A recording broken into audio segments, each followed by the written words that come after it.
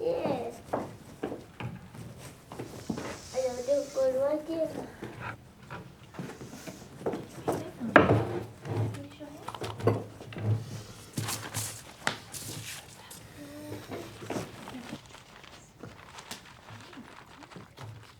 Indeed, not who.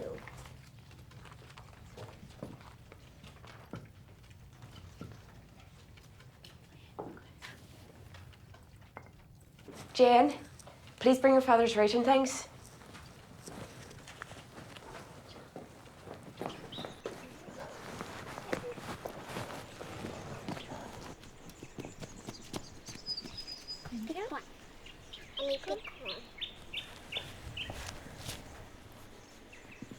I've packed food enough for the journey. Here's something fresh for tonight. Martha will take care of you for the trip back. Stay on the road. Don't venture off. It's too dangerous. There are bushrangers in the valley too.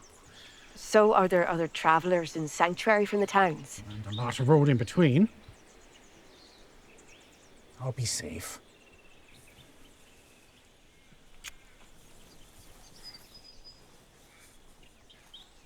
A reminder. I couldn't find any cloth left available. At least this stupid thing's useful for something.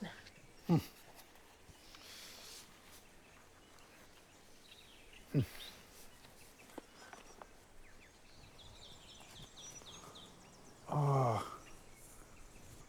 Why, thank you, Rose. Shall I keep it safe?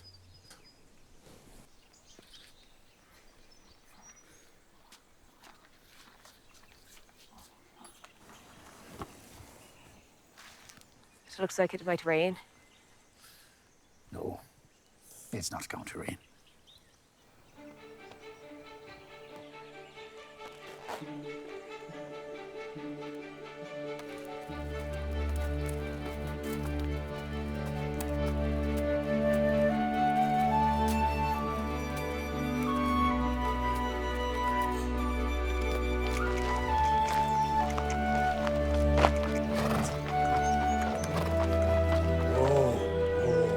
Stay on the road. Don't venture off.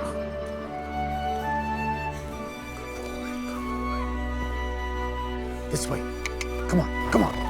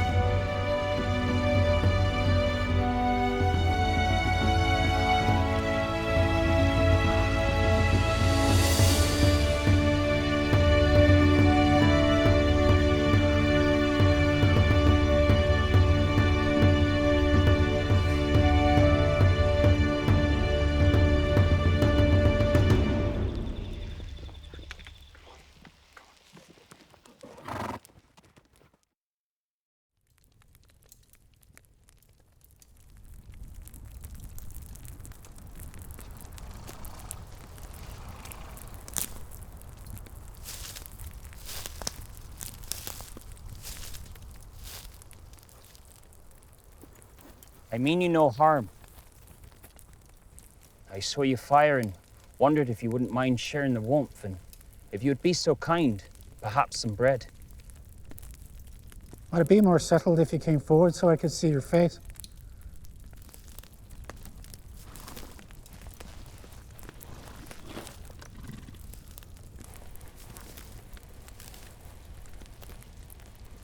You recognize me? I'm happy to introduce myself as just a friendly stranger on his travels, if preferred. You're right, Edward. I do know who you are. So let us be direct, huh? There's no need for formalities in the high country. We're all welcome strangers here. Would you, like some supper? I got some damper left. Aye, if you don't mind.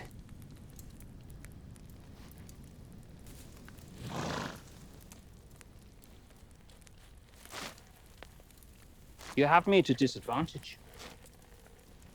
You know my name, but I do not know yours. Well, we've actually met before. It's a very long time ago. Name's Henry. You may remember me as Dr. McCorley. Ah, I do remember you. You're the doctor who tended to a Dick Shelton? That poor boy I plucked from Hughes Creek. Well, brings back memories from long ago. And the family who owned the Royal Hotel there, they were so grateful, you know. They even gave me a beautiful green sash. You know the one. Real rich like cloth and a very fancy trim. Bullion French. Is that what they call it now? You still a doctor? No, I teach now. Don't do your doctoring anymore? No, not anymore. What do you teach? Oh, it's in a small school in the hills outside of Mansfield. It's not many days, but all the children.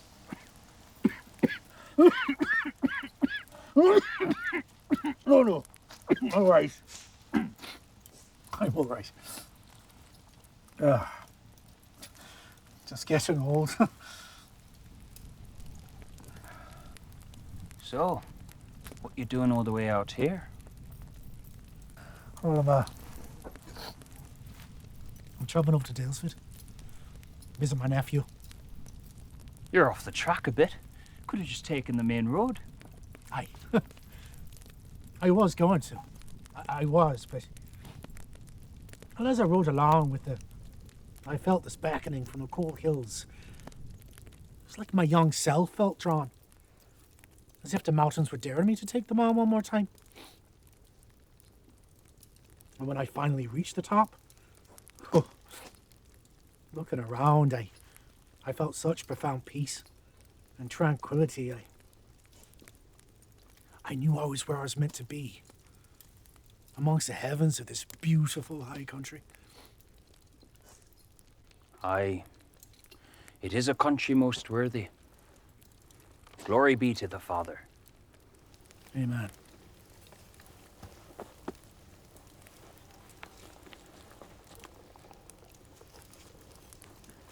Could I ask you what you've got in your pocket?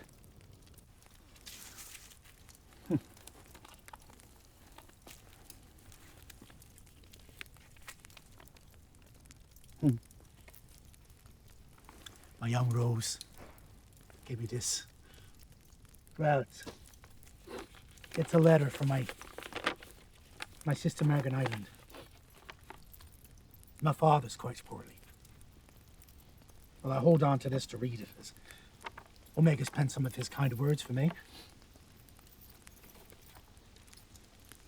That's something I aim to cherish, as I dread the next letter that may come.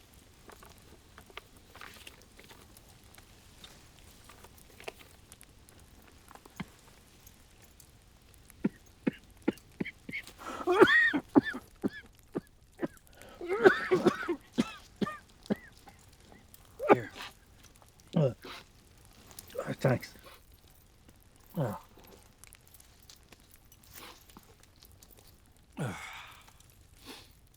Aye, much better. It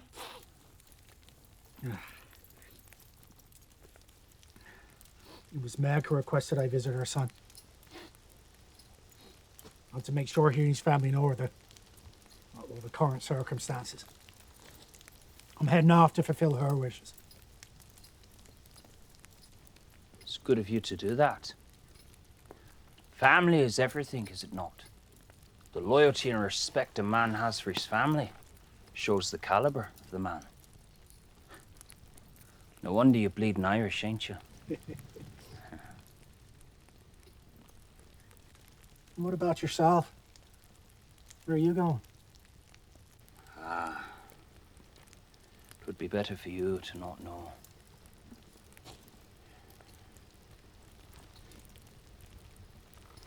What's this?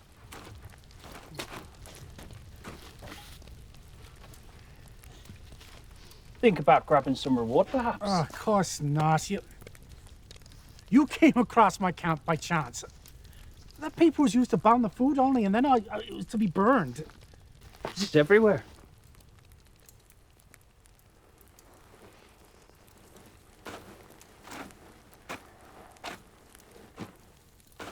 Have you given any thought to... How do you think this is all going to end? You don't want to end up like Ben Hall or Harry Power. I am not my brother's keeper. Edward, please sit. Sit.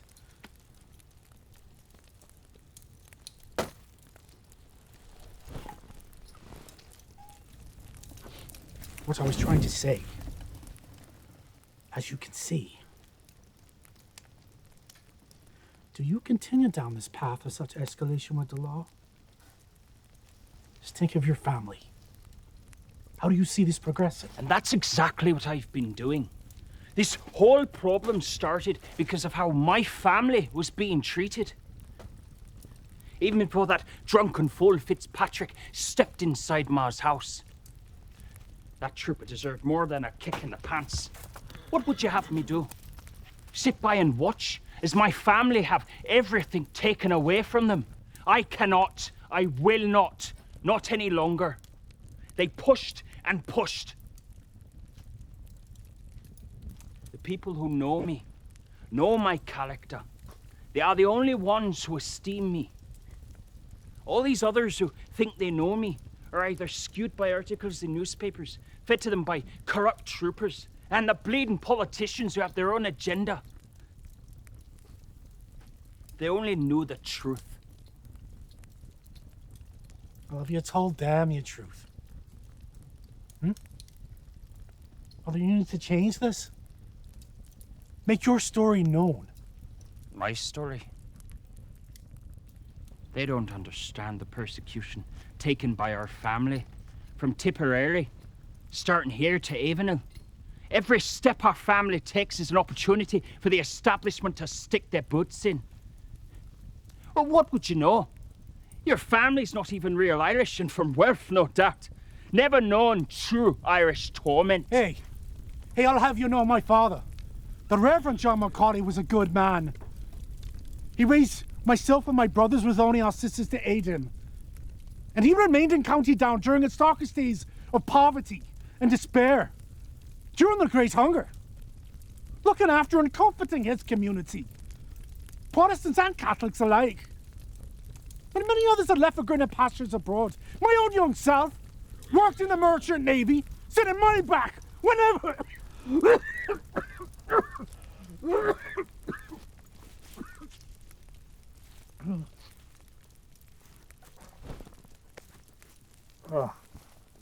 Oh, thanks. Yeah.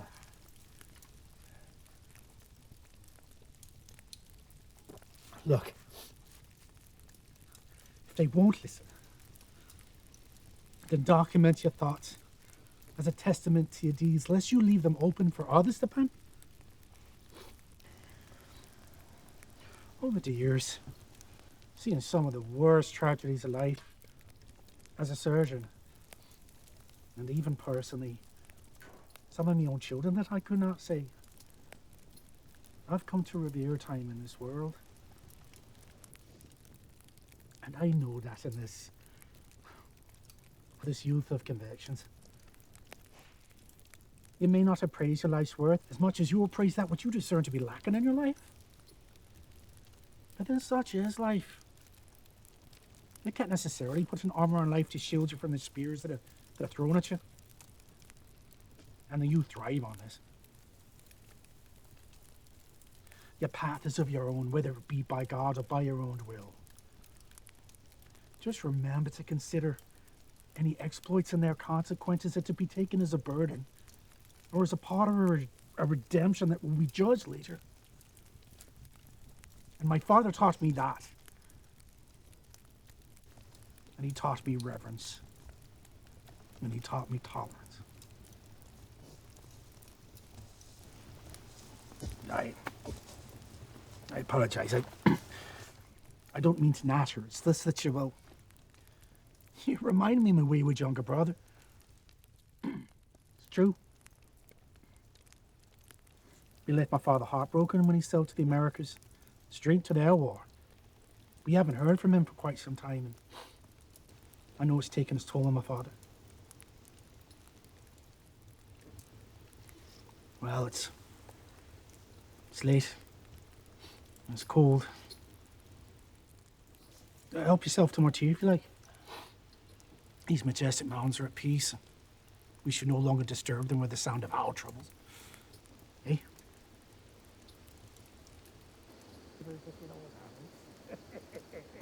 That's right. Yeah. All right.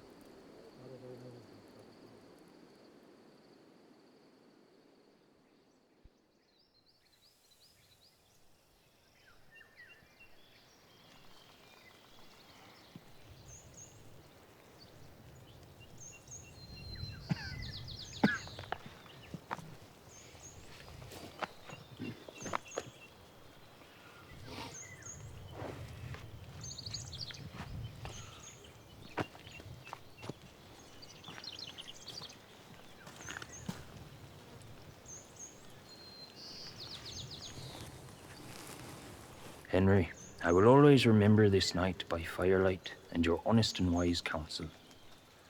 The path I take may be that of a reckless colonial boy, but as you said, such is life. Good health to you. Anam Kala, Edward.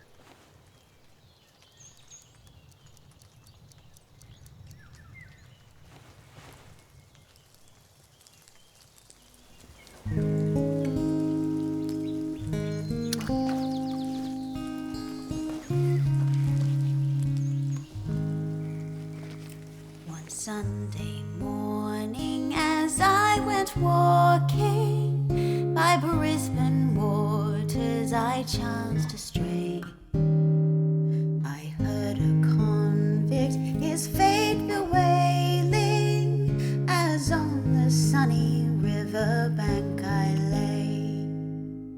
I am a native from Erin's Island, but banished now from my native shore. They stole me from my aged parents and from the maiden whom I do adore. I've been a prisoner at Port Macquarie, at Norfolk